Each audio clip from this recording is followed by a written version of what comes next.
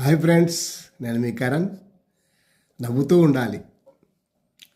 మనసు ప్రశాంతంగా ఉంటే ఆరోగ్యంగా ఉంటుంది.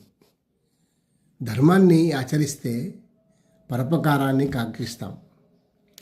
జీవితంలో ఓటమి ఎదురైనప్పుడు కారణాలు ఏమిటో అన్వేషించాలి.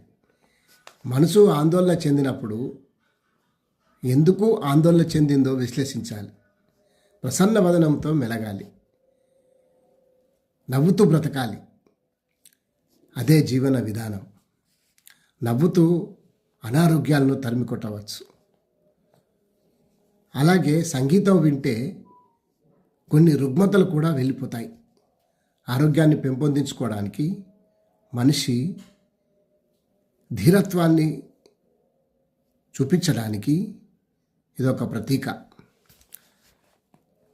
సుఖాలు దుఃఖాలు అనేవి సహజం.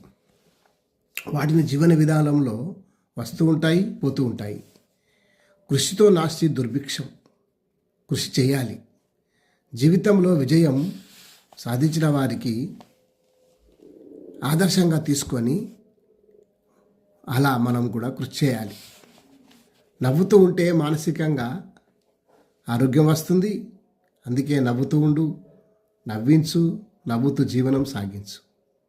అప్పుడే జీవితం. Thank you.